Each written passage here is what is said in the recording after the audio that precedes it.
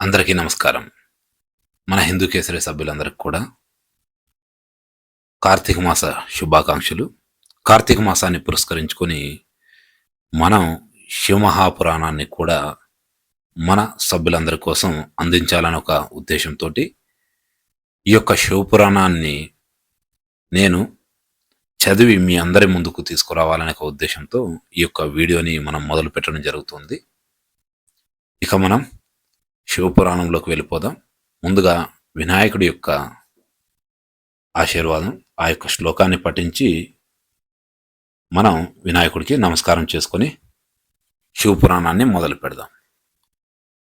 శ్రీ గణేశాయ నమః, శ్రీ గురుభ్యో నమః, శ్రీ సరస్వతై నమః. అద శివపురాణే ప్రథమ విద్వేశ్వర సంహిత ప్రారభ్యతే. దీని తాత్పర్యం శ్రీ గణేశునకు నమస్కారం, శ్రీ గురుదేవులకు నమస్కారం, శ్రీ సరస్వతికి నమస్కారం.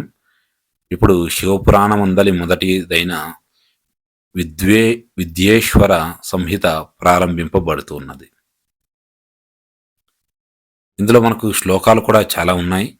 మన శ్లోకాలతో పాటుగా మనం చెప్పుకునే ప్రయత్నం చేద్దాం, లేదా కేవలం శ్లోకాలను మనం పక్కన పెట్టి తాత్పర్యంతో మాత్రమే ముందుకెళ్దాం. ఎందుకంటే శ్లోకాల్లో మనం పలికే విధానం సరిగ్గా లేనప్పుడు అక్కడ అక్షర దోషాలు అవుతాయి. కాబట్టి మన శ్లోకాలతో కాకుండా కేవలం తాత్పర్యంతోనే ముందుకెళ్లే ప్రయత్నం చేస్తాం. అందరూ కూడా అర్థం చేసుకొని సహకారం అందిస్తారని భావిస్తున్నాను. శంకరుడు ఆద్యంతము మంగళ స్వరూపుడు. ఆయనతో సమానమైన తత్వం ఎక్కడనూ లేదు. ఆయనకు జనన మరణాదులు లేవు. సృష్టి, స్థితి, లయ, శిరోధాన అనుగ్రహములనే పంచకర్మలను ఆయన లీలామాత్రంగా నెరవేరుస్తూ ఉంటాడు. ఆయన పంచముఖుడు. శక్తి స్వరూపిణి అయిన అంబికతో కూడినట్టి ఆ అవిభాజ్య తత్వాన్ని, పరమోత్కృష్టమైన దానిని మనసులో ధ్యానిస్తున్నాం. వ్యాసుడు ఇలా అంటున్నారు: రోమహర్షుడను సూతుని మునులు ప్రశ్నించుట. ధర్మక్షేత్రము, గంగా యమునా సంగమ స్థానము, బ్రహ్మలోక మార్గము, పుణ్యప్రదము అయిన ప్రయాగ క్షేత్రంలో జితేంద్రియులు, సత్యవ్రతులు, తేజశాలురు, మహాత్ములు అయిన మునులు మహాసత్రయాగాన్ని అనుష్ఠిస్తున్నారు. ఆ వార్త విన్న వ్యాస శిష్యుడు మహాముని నిఖిల పురాణ వ్యాఖ్యాన వైఖరి సమేతుడైన సూతుడు మునిర్దర్శన కాంక్ష తత్పరుడై విచ్చేశాడు. అలా వచ్చిన సూత మహామునిని చూచి మునులందరూ హర్షోన్మీలిత సుప్రసన్న మనస్కులై ఆయనను యథావిధిగా పూజించి వినయంగా దోసిలొగ్గి స్తుతించి ఇలా అభ్యర్థించారు: ఓ రోమహర్షణ, నీవు సర్వజ్ఞుడవు, నీవు భాగ్యవంతుడవు. రత్నగర్భ అయిన వసుంధర ఇచ్చే అన్ని సంపదల కంటే విద్యా సంపద పరమోత్కృష్టమైనది అని గదా పెద్దల సూక్తి. వేద హృదయాన్ని విప్పి చెప్పే పురాణ విద్యను నువ్వు వ్యాస భగవానుని సన్నిధిలో నిర్విశేషంగా గ్రహించావు. సారభూతమైన రత్నాలకు సముద్రుడు స్థానమైనట్లుగా అద్భుతమైన పరమాత్మ యొక్క ఆశ్చర్యగాథలను వివరించి చెప్పి పురాణ వాజ్మయానికి నీవు ఆశ్రయభూతుడవయ్యావు. ఓ సూత మహాముని, నీవు త్రికాలజ్ఞుడవు. నీకు విదితం కాని వస్తువు ముల్లోకాలలోనూ లేదు. నీ రాక మాకు శారద పూర్ణిమ విమల చారుత రోజ్వల చంద్రజ్యోత్స్నల ఆహ్లాదాన్నిస్తోంది. కోరకుండా వరాన్నిచ్చే దైవ సమరుడవు నీవు. నీ ఆగమనం మాకు అదృష్టపు పంట. పండిన పంట ఫలాన్ని దక్కించుకొని అవివేకి లోకంలో ఉంటాడా? నీవు మాకేదో శ్రేయస్సును అనుగ్రహించు. నీ రాక వృధా కారాదు. తత్వాన్ని గూర్చి మానవులకు శుభాశుభాలనిచ్చే విధి నిషేధ రూపమైన కర్మలను గూర్చి గతంలో చాలా విని ఉన్నాం. అయినా తృప్తి లేదు. ఇంకా వినాలనే కోరిక మిక్కుటంగా ఉంది. పరమేశ్వరుని యందు నిశ్చలమైన బుద్ధిగల ఓ సూతముని, నీ నుండి మేమొక విషయాన్ని తెలుసుకోవాలనే కుతూహలాన్ని కలిగి ఉన్నాం. అది రహస్యమే కావచ్చు. మా యందు అనుగ్రహంతో చెప్పు. అదేమిటంటే, రాబోయే కలియుగంలో మానవులందరూ దురాచార వర్తనలు, సత్యవాక్య పరాజ్మకులు అవుతారని విన్నాం. అట్టి భయంకరము పాపభూయిష్టము అయిన కలిలో శీఘ్రంగా పాపాలను తొలగించుకునే తేలికైన ఉపాయమేది? కలిలో మనుషుల ప్రవర్తన ఎలా ఉంటుంది? దానికి తగినట్లుగానే ప్రకృతి ఎలా ఉంటుంది? కేవలం భగవంతుడున్నాడు అనే ఆస్తిక్య బుద్ధి ఉంటే సరిపోదు కదా. పరమేశ్వరుని స్వభావాదులెట్టివి, ఆయన తత్వం ఎట్టిది, మోక్షం అంటే ఏమిటి, దాన్నెలా పొందాలి, ఆయన సుగుణుడా లేక నిర్గుణుడా అని అడిగారు.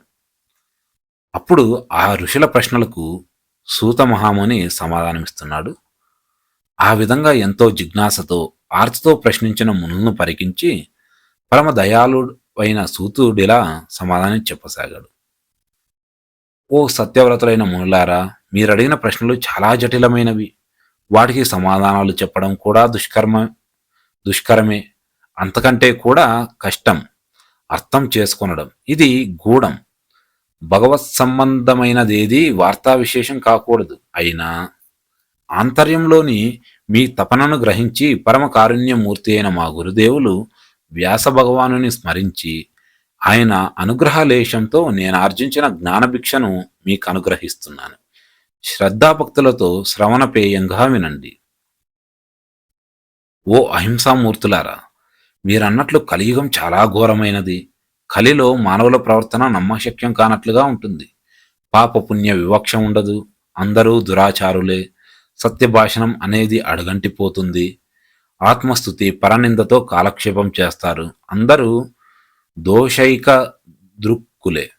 పరస్త్రీ పరధనాలను పటిక బెల్లపు అచ్చులా చప్పరించేస్తారు. ఎక్కడ చూసినా హింస. ఆత్మదృష్టి లేనివారై దేహతా దాతృ బుద్ధి కలిగి దాన్ని పెంచి పోషించుకోవటంలోనే ఎక్కువ కాలం వెళ్ళబుచ్చుతూ ఉంటారు. తల్లిదండ్రుల పట్ల, గురువుల విషయంలోనూ, జ్ఞానుల విషయంలోనూ గౌరవం లేనివారై ఉంటారు.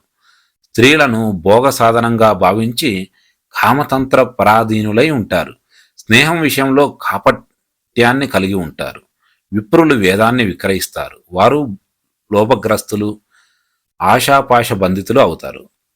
ఆ కారణంగా బ్రహ్మానందాన్ని అనుభవించే బ్రాహ్మీభూత స్థితి నుండి చ్యుతులవుతారు. జాతి ధర్మాన్ని, కర్మలను విడిచి వర్ణసంకరం చేస్తారు. అహంకార మమకారాలకు వశులై ఆత్మజ్ఞాన శూన్యులవుతారు. వారిలో సమత్వ బుద్ధి ఉండదు. ఇక శీలం అనేది శూన్యం. ఈ విధంగా ధర్మాచరణ విషయంలో ధ్రువ నక్షత్రంలా నిలబడవలసిన బ్రాహ్మణుడు పతనం కాగానే మిగతా వారందరూ ఆ మార్గంలోనే భ్రష్టులవుతారు. కలిలో క్షత్రియుల్లో క్షత్రియత్వం ఉండదు. గో బ్రాహ్మణ రక్షయందు నిష్ట ఉండదు. భోగలాలసత్వం అధికంగా ఉంటుంది. క్రయ విక్రయాలలో కపటం హెచ్చుగా ఉంటుంది. స్త్రీలలో పాతివ్రత ధర్మం ఉండదు. సంపాదనను బట్టి భర్తను గౌరవిస్తారు. అత్తమామలను ఆదరించరు. స్త్రీలకు కేశములే అలంకారములు, రత్నాభరణాదులు ఉండవు. స్వేచ్ఛావర్తనాన్ని కలిగి ఉంటారు. అధిక సంతానవతులవుతారు. ఇక పాలకుల సంగతి, ధనవంతుడే పాలకుడవుతాడు. పన్నులు వసూలు చేయడమే కాని ప్రజల బాగోగులు పట్టించుకోరు. క్రూర స్వభావాన్ని కలిగి ఉంటారు. దొంగలు పాలకులవుతారు. పంక్తి బాహ్యులైన నటులు గౌరవ భాజనులవుతారు. ప్రజల ధన మాన ప్రాణాలకు రక్షణ ఉండదు. దేవాలయ వ్యవస్థ సక్రమంగా నడవదు. జనులందరకు జీవనం కష్టంగా ఉంటుంది. మానవులకు ప్రకృతి పట్ల పూజ్యభావం ఉండదు. ప్రకృతిని శక్తి స్వరూపంగా ఎంచరు. భోగ సాధనంగా భావిస్తారు. ఆ కారణంగా ప్రకృతి సహకరించదు. ప్రకృతి పురుషుల మధ్య సామరస్యం లోపిస్తుంది. సమన్వయం ఉండదు. తత్ఫలితంగా ప్రకృతి విజృంభిస్తుంది. గతి తప్పుతుంది. దానికి సూచనగా భూమి నిస్సారం అవుతుంది. రసగంధ ద్రవ్యములు పసను కోల్పోతాయి. పూలలో వాసన ఉండదు. పండ్లలో రసం ఉండదు. సమస్తమైన పదార్థాలు రుచిని కోల్పోతాయి. పాలలో జిడ్డు ఉండదు. ఈ సూచనలు రాబోయే విపత్తుకు సంకేతాలనే విషయాన్ని గ్రహించి పాలకులు, ప్రజలు ధర్మాచరణకు ఉపక్రమించకపోతే ప్రళయం తప్పదు.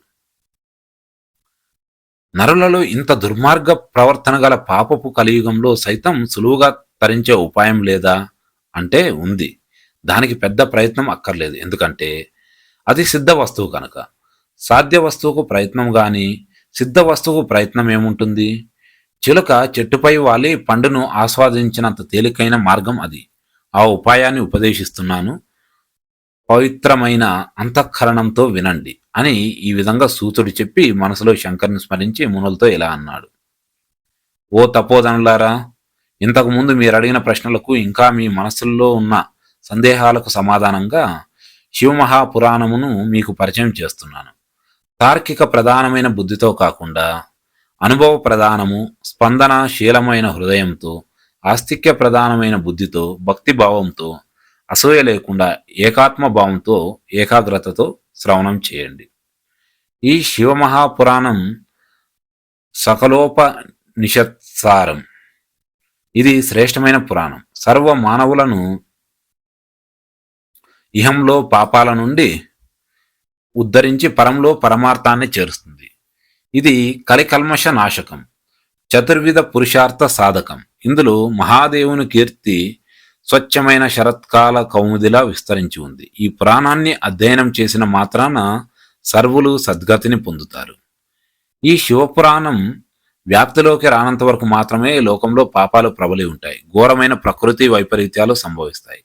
ఇది పరిచయం కానంత వరకు మాత్రమే ఇతర శాస్త్రాలు, పురాణాలు పరస్పరాధిక్యతను నిరూపించుకొనటం కోసం తగులాడుకుంటూ ఉంటాయి. పుణ్యతీర్థములన్నీ అహమికతతో స్పర్ధ వహించి ఉంటాయి. ఇతర మంత్రాలన్నీ తమ ఆధిక్యతను చాటుకొనడం కోసం పోటీ పడుతూ ఉంటాయి. ఇతర పీఠాలు, పుణ్యక్షేత్రాలు, దేవతలు, వేయేల ఏ ఇతర సిద్ధాంతాలైనా సరే వాటి మహిమ ఈ శివపురాణం ప్రకటితం కానంత వరకు మాత్రమే. సూర్యోదయానంతరం చీకట్లన్నీ పటాపంచలైనట్లే ఈ శివపురాణ పఠనానంతరం మానవులకు అవిద్య, అజ్ఞానం నశించి కల్మషాలన్నీ హరించుకుపోతాయి. మునులారా, మానవునకు మృత్యు భయాన్ని మించిన భయం లేదు కదా. అట్టి మహాభయంకరమైన మరణ భయం కేవలం శివమహాపురాణ శ్రవణం వల్లనే తొలగిపోతుంది. దీని పఠన శ్రవణాదుల వల్ల వచ్చే మహాపుణ్య ఫలాన్ని సంపూర్ణంగా ఎవరు వర్ణించగలరు? అనేక లోకాలోకాలతో బ్రహ్మాండాలతో నిండియున్న ఈ అనంతమైన సృష్టికి కారణభూతులైన శివశక్తుల అనంత తత్వాన్ని లేశమాత్రంగానైనా మనసులో భావిస్తే ఆ మానవులకు పునర్జన్మ ఎక్కడిది? నిస్సందేహంగా ఆ జీవుడు సాక్షాత్తు శివుడవుతాడు. సాక్షాత్తు మోక్షలక్ష్మి వచ్చి గుమ్మం ముందు నిరీక్షిస్తుందంటే ఇతరమైన లౌకిక ప్రయోజనాలన్నీ ఇట్టే నెరవేరుతాయి అని వేరే చెప్పాలా? వేద శాస్త్రాదులు అధ్యయనం చేస్తే వచ్చే మహాపుణ్యం ఈ పురాణ పఠన శ్రవణాదుల వల్ల వస్తుంది. తపోధనులైన మునులారా, ఒక్క మాట చెబుతున్నాను, విశ్వాసంతో వినండి. సమస్తమైన వేద శాస్త్ర పురాణ ఇతిహాస మంత్ర తంత్ర జప తప ధ్యాన యోగాదుల సారభూతమైన జ్ఞానం ఏదైతే ఉందో ఆ జ్ఞానం యొక్క స్వరూపం ఈ పురాణం. పాల యొక్క సారం వెన్న కదా, అలాంటి వెన్నముద్ద ఇది. క్షీరసారం అమృతం, అట్టి అమృత భాండం ఈ పురాణం. ఈ పురాణాన్ని గృహంలో భద్రపరిస్తే చాలు, వాడు అమృతుడవుతాడు. ఈ శివమహాపురాణంలోని ఒక్క శ్లోకాన్ని పఠించినా, కనీసం భక్తితో నమస్కరించిన సర్వదేవతా పూజాఫలం లభిస్తుంది. ఎవరైతే చతుర్దశి నాడు ఉపవాసం ఉండి శివభక్తుల సన్నిధిలో ప్రవచనం చేస్తాడో ఆ ఉత్తమునికి గాయత్రి మంత్ర పురశ్చరణ ఫలం లభిస్తుంది. రాత్రి జాగరణ చేసి దీనిని పఠిస్తే ఆ పుణ్యపురుషునికి వచ్చే పుణ్యం అంతింత అనరానిది. కురుక్షేత్రం, గయ, ప్రయాగ ఇత్యాది పుణ్యక్షేత్రాలలో తన బరువు తూగే హిరణ్యాన్ని వ్యాస భగవానునికి దానం చేస్తే వచ్చే పుణ్యఫలాన్ని మించిన తరగనంత అనంత పుణ్యఫలం వస్తుంది. ఇందులో ఉన్న రుద్ర సంహితను రాగయుక్తంగా అహర్నిశలు గానం చేసిన భక్తుని ముందు ఇంద్రాది దేవతలు వాని ఆజ్ఞ కోసం ఎదురు చూస్తుంటారు. వేల సంవత్సరాలు తపస్సు చేస్తే వచ్చే అంతఃకరణ శుద్ధి ఈ రుద్ర సంహిత పఠనం వల్ల సిద్ధిస్తుంది. భైరవ ప్రతిమ ముందు కానీ, మర్రి చెట్టు లేక మారేడు చెట్టుకు ప్రదక్షిణం చేస్తూ గాని పఠిస్తే కోటి గుణితం అవుతుంది. ఇక ఇందులో ఉన్న కైలాస సంహిత పరమోత్కృష్టమైనది. ఇప్పుడు దీన్ని నేను చదివే ప్రయత్నం చేస్తాను. శ్లోకం: కైలాస సంహిత తత్ర తతోపి పరమాస్మృత బ్రహ్మస్వరూపిణి సాక్షాత్ ప్రణవార్త ప్రకాశిక కైలాస సంహితాయాస్తు మహాత్మం వేత్తి శంకర కృత్స్నం తదర్థ వ్యాసశ్చ తదర్థం వేద్ వేద్మృహ్యం ద్విజ. ఇది సాక్షాత్తు వేదమే. ఈ సంహితలో ప్రణవార్థము తత్వము నిరూపింపబడ్డాయి. దీని మహత్యం శంకరునకు పూర్ణంగా తెలుసు. వ్యాస భగవానునకు సగం తెలుసు. అందులో సగం నాకు తెలుసు. నేను ఆర్జించిన జ్ఞానభిక్షను మీకు అనుగ్రహిస్తున్నాను. ఈ సంహితాతత్వాన్ని లెస్సగా బోధపరుచుకున్న వానికి మరుక్షణంలో చిత్తశుద్ధి కలుగుతుంది. మనసు స్వాధీనమైన వానికి విశ్వమంతా వశమవుతుంది. సాధనాలన్నీ మనోలయాన్ని సిద్ధింపజేసుకున్నట కొరకే గదా. ఓ ద్విజులారా, ఈ రుద్ర సంహిత నాశనం చేయలేని పాపం లోకంలో లేదు. ఈ అమృత భాండాన్ని మహాదేవుడు తొలుత కుమారస్వామికిచ్చాడు. ఆ కారణంగానే కుమారుడు జ్ఞానమూర్తి అయినాడు. మానవుడు తనకు తెలియకుండానే అనేక పాపకృత్యాలను ఆచరిస్తుంటాడు. దుష్టుల నుండి దానాలను స్వీకరించడం, తినకూడని వాటిని తినడం, దురాలాప దురాలాపాలాడటం ఇత్యాదులు. వాటికి నిష్కృతి ఈ సంహితాధ్యాయమే. కనీసం శ్రవణం చేయాలి. శివాలయంలోని బిల్వవనంలో పఠిస్తే వచ్చే ఫలం అనంతం. పితృకర్మలాచరించే సమయంలో ఈ రుద్ర సంహితను భక్తితో పఠిస్తే వారి పితరులందరూ రుద్రలోకాన్ని పొందుతారు. ఇక ఈ శివమహాపురాణం వేదతుల్యం. ఇది తొలుత పరమేశ్వర నిర్మితం. ఇందులో విద్యేశ్వర, రుద్ర, వినాయక, ఉమ, మాతృ, ఏకాదశ రుద్ర, కైలాస, శతరుద్ర, కోటి రుద్ర, సహస్రకోటి రుద్ర, వాయు, ధర్మ సంహితలు అనే ఖండములున్నాయి. ఈ 12 సంహితలు మహాపుణ్యప్రదాలు. వీటిలోని శ్లోక సంఖ్యను చెబుతున్నాను వినండి.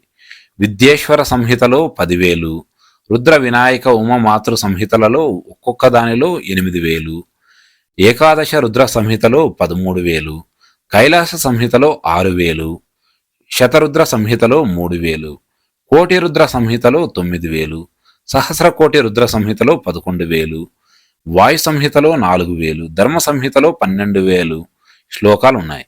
మొత్తం 1,00,000 శ్లోకాల గ్రంథం ఇది. త్రికాలవేది అయిన భగవాన్ వ్యాస మహర్షి కలియుగంలో పుట్టబోయే మనుషులు అలసులు, మందబుద్ధులు, అల్పాయుష్కులు అని ఎరిగి 7 సంహితలు 24,000 శ్లోక సంఖ్య కలదిగా ఈ పురాణాన్ని సంక్షేపించారు. ఇది పురాణాలలో 4వది. అసలీ పురాణ వాజ్మయం యొక్క పుట్టుక ఏమిటంటే, పరమేశ్వరుడు సృష్ట్యాది యందు శతకోటి శ్లోక విస్తారమైన ఒకే పురాణాన్ని నిర్మించాడు. క్రమంగా కాలగమనంలో వచ్చే యుగ భేదాలను అనుసరించి పుట్టబోయే మనుష్యులు అల్పతరాయులవుతారని జ్ఞానదృష్టితో పరికించిన మహర్షులు అధ్యయన సౌలభ్యం కొరకు దానిని సంక్షేపించారు. ద్వాపర యుగాది యందు కృష్ణ ద్వైపాయనాది మహర్షులు ఏకపురాణంగా ఉన్న దానిని 4,00,000 శ్లోక సంఖ్యకు సంక్షేపించి 18 పురాణాలుగా విభజించారు. అలా సంక్షేపింపబడిన శివమహాపురాణంలో విద్వేశ్వర సంహిత, రుద్ర సంహిత, శతరుద్ర సంహిత, కోటి రుద్ర సంహిత, ఉమా సంహిత, కైలాస సంహిత, వాయు సంహిత అనే 7 సంహితలున్నాయి. అఖండ భూమండలాధిపత్యాన్ని శాసించే సార్వభౌముని చెంతకు చేరడానికి అందరికీ అవకాశం ఉండదు. ప్రజలు భయకంపితులవుతారు. వేదానిది సార్వభౌమ స్థానం. అందుకే వేదం ప్రభువు సంహితమని చెప్పారు.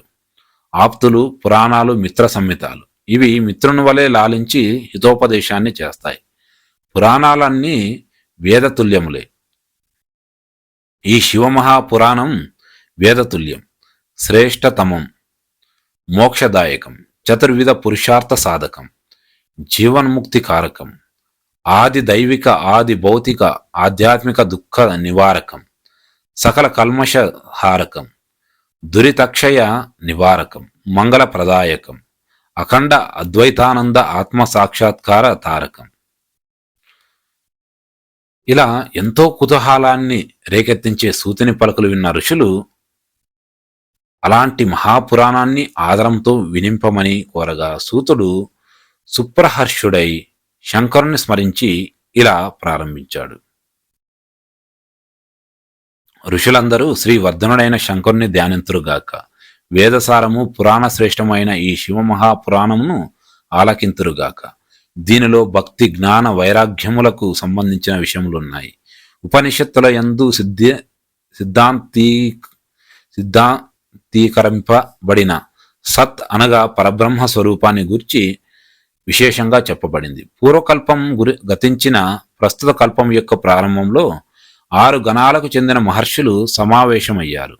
వారిలో వారికి పరబ్రహ్మమును గూర్చి చర్చ జరిగింది. సమాధానం దొరకక అది వివాదంగా మారింది. అప్పుడు వారందరూ నాశరహితుడైన బ్రహ్మగారిని దర్శించి అంజలిబద్ధులై వినయంతో ఇలా ప్రశ్నించారు. ఓ పితామహ, నీవు సృష్టికర్తవు, ఆదిజుడవు, కారణములకు కారణమైన వాడవు. సర్వతత్వములకు అతీతమైన తత్వమేది? పురాణ పురుషుడు ఎవరు? పరుని కంటే పరుడెవ్వరు? అవ్యక్తానికి సైతం ఆధారభూతుడెవరు? అప్పుడు బ్రహ్మగారిలా అన్నారు. మహర్షులారా, సావధానంగా వినండి. ఎవరిని గూర్చి చెప్పడానికి వాక్కుకు సామర్థ్యం లేదో, ఎవరిని మనస్సు ఊహించనేరదో, ఇంద్రియములు పంచభూతములతో కూడిన ఈ జగత్తు ఎవరి నుండి ఉద్భవిస్తున్నదో, త్రిమూర్తుల కంటే కూడా ఎవరు పూర్వుడో అట్టివాడు మహాదేవుడొక్కడే. ఆయన సర్వజ్ఞుడు, జగదీశ్వరుడు. పరాభక్తితో ఆయనను దర్శించడం కంటే వేరే మార్గం లేదు. రుద్రుడు, హరిహరులు, ఇంద్రాది దేవతలు పరాభక్తి తత్పరులై నిత్యము ఆయన దర్శన కాంక్ష లాలసులై ఉంటారు. శివభక్తి ఒక్కటే మోక్షకారకం.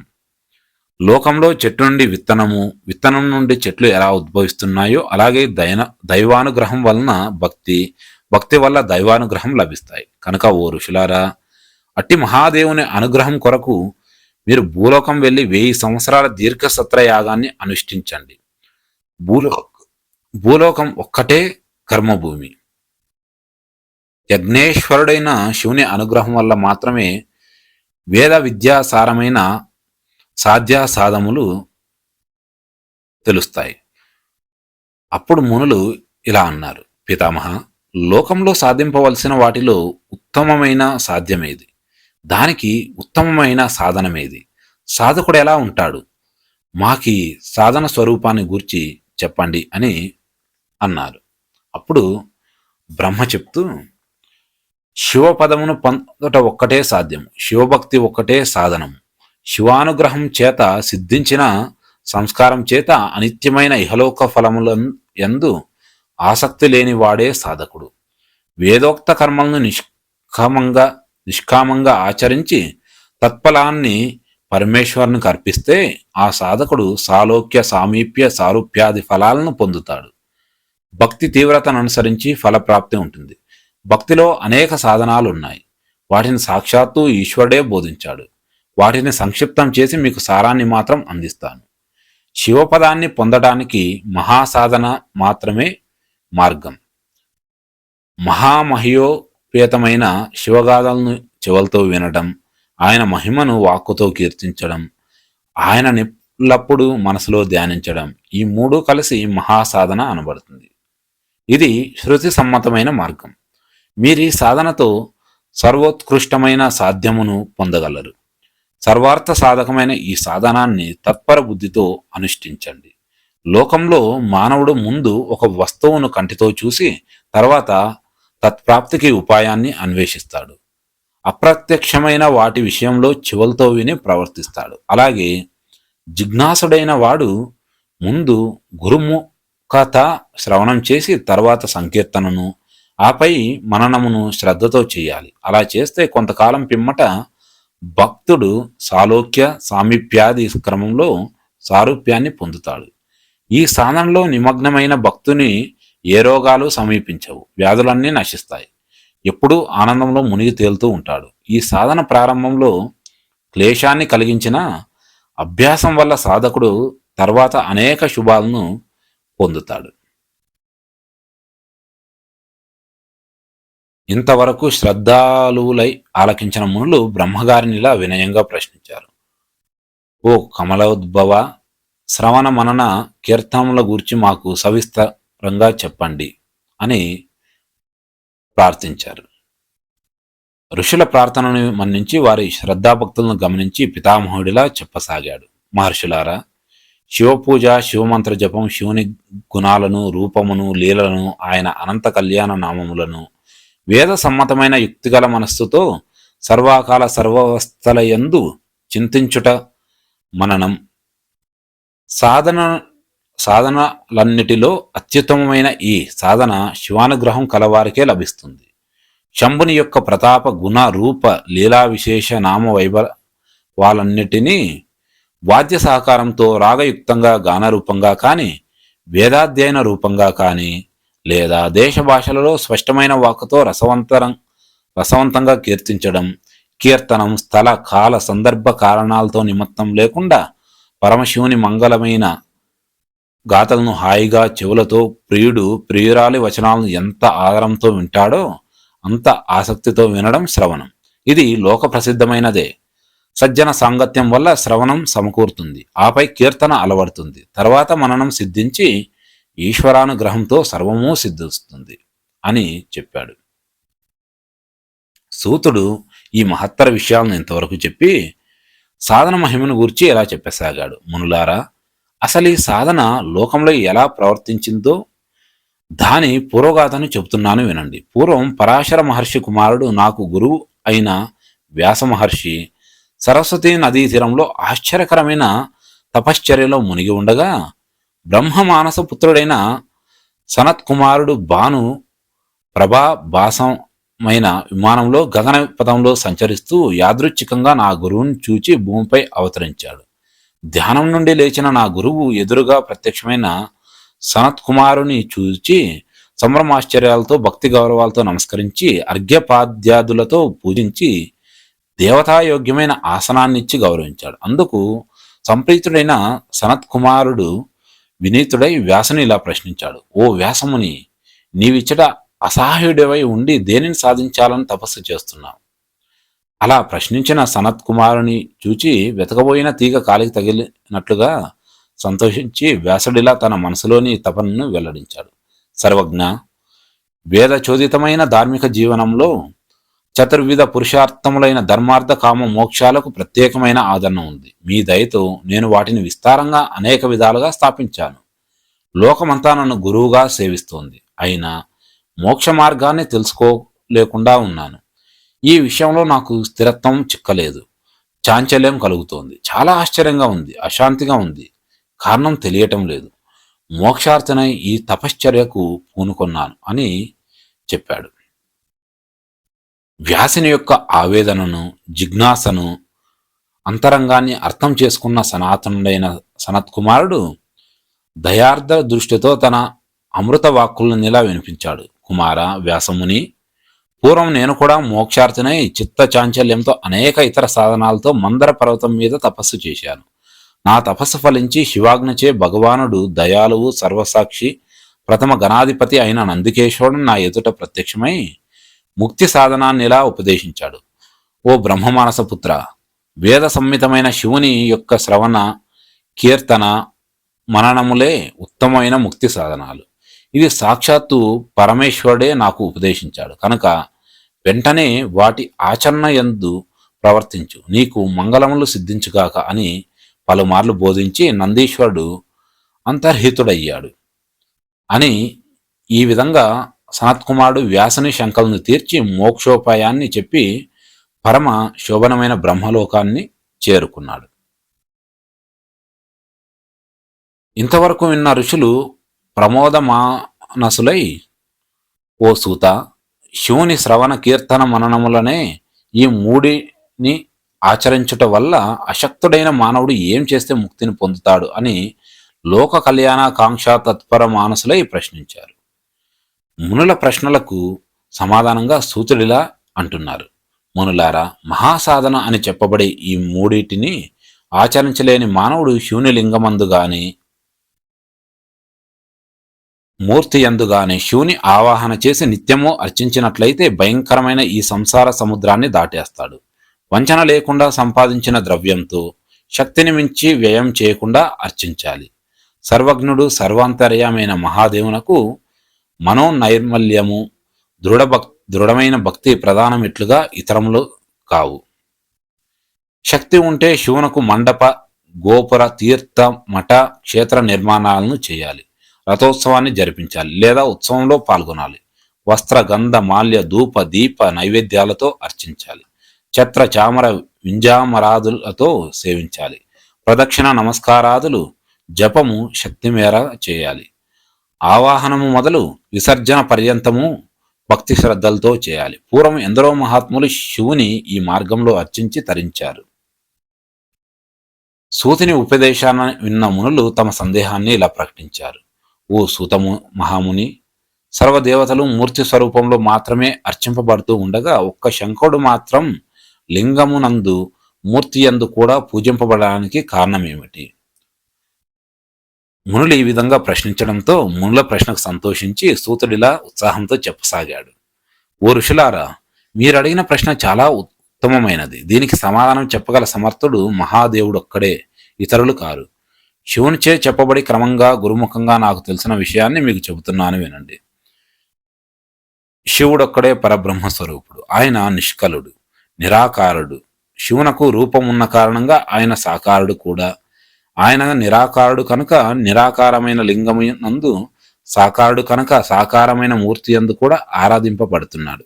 ఆయన ఒకే సమయంలో సకలుడు నిష్కలుడు కనుక పరబ్రహ్మ శబ్ద వాచ్యుడవుతున్నాడు. ఇతర దేవతలు పరబ్రహ్మ శబ్ద వాచ్యులు కారు కనుక వారికి నిరాకారత్వం లేదు. లింగ రూపంలో పూజ లేదు. వారు బ్రహ్మస్వరూపులు కారు, జీవులేయగుచున్నారు. శంకరుని యొక్క బ్రహ్మత్వం సకల వేదాంత సారభూతమైన ఉపనిషత్తుల సారంగా ప్రణవార్థంగా అంటే ఓంకార లక్ష్యంగా నిరూపింపబడింది.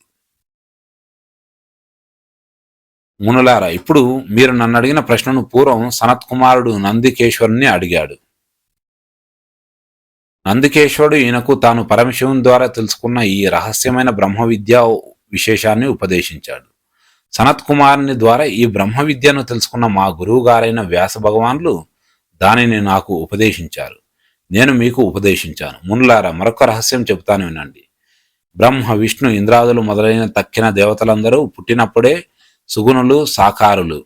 శివుడొక్కడే లింగముగాను మూర్తి స్వరూపంగాను దర్శనమిస్తాడు. పూర్వకల్ప ప్రళయాంత వేళ మహాత్ములైన బ్రహ్మ విష్ణువులు పరస్పరాధిక్యత కొరకు కలహించుకొనగా వారి మధ్య నిరాకారమగు స్తంభ రూపంలో పరమశివుడు ప్రత్యక్షమై వారి అహంకార నిర్మూలనం చేశాడు. ఇంకొక విషయం చెబుతాను. పూర్వం సనత్కుమారుడు నందికేశ్వరుణ్ణి లింగము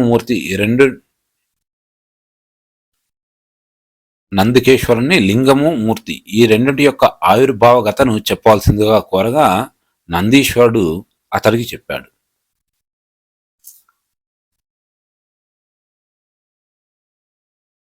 ఓకే, మన ఇప్పటికీ ఈరోజుకి ఇంతటితో మనం ముగిద్దాం.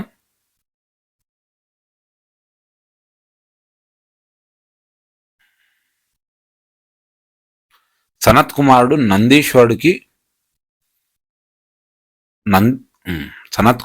నందీశ్వరుడు